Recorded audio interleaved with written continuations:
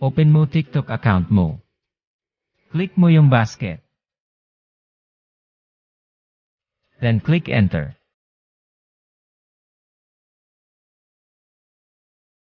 Click add affiliate products.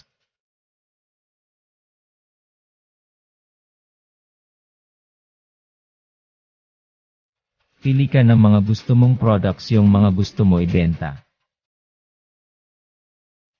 Makikita mo na rin kung magkano ang magiging commission mo sa bawat item once na binili ito. Click mo add. Tapos click mo tong plus sign. Kung may video ka ng ginawa mabuti. Pero kung wala pa pwede kang gumawa pa. Kung may nagawa ka na add mo na lang din click mo next. Then click mo add link. Then product. Tapos piliin mo yung gusto mong i-promote o i-post na item.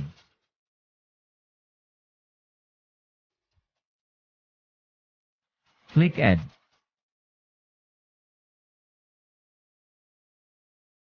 Then i-delete ang sobrang letra. Then click add. Pwede mo rin lagyan ng description para mas bongga at mas attractive.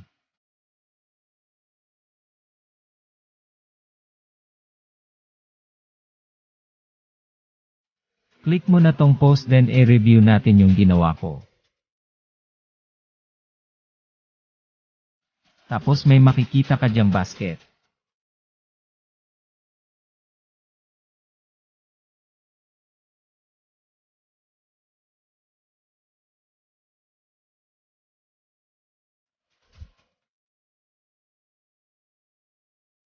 Pag clinic mo yan o ng buyer, lalabas na agad ang item na binibenta mo.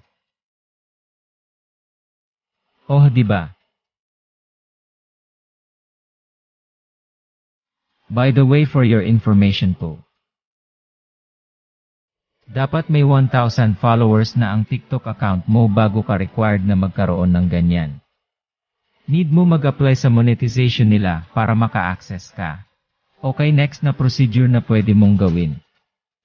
If ever na wala kang video o ayaw mong gumawa ng video, pwede mo itong gawin. Click basket, then enter. Then click manage products.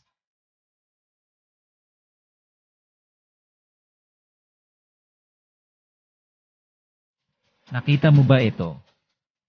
Click mo yan.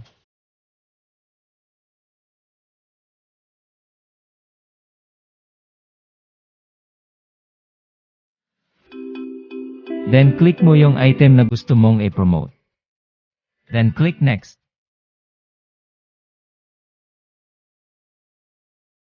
I-delete ang sobrang letra.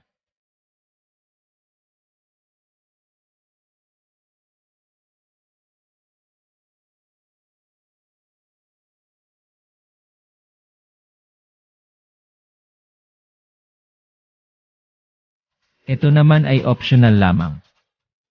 Then click generate video.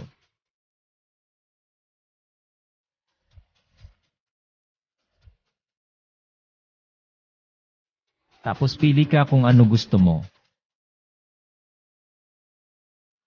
Then click post on TikTok. I-delete ang sobrang letra.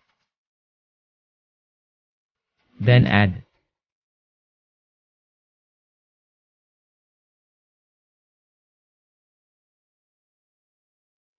Then next.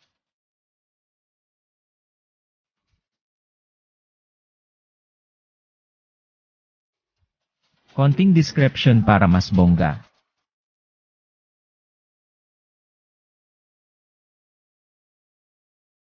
Then a post.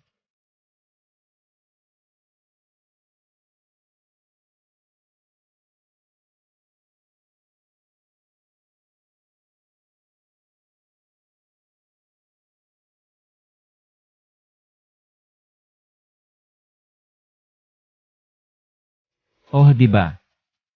Ganun lang kasimple.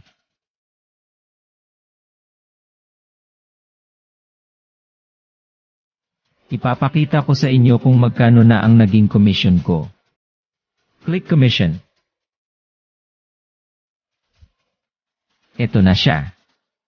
Barya lang pero okay na. Pag napon dadami yan. Ito yung mga nabiling item.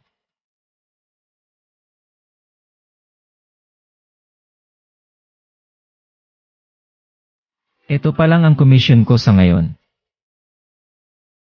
Ito naman ang na-withdraw ko na. Kaya tara na para kumita.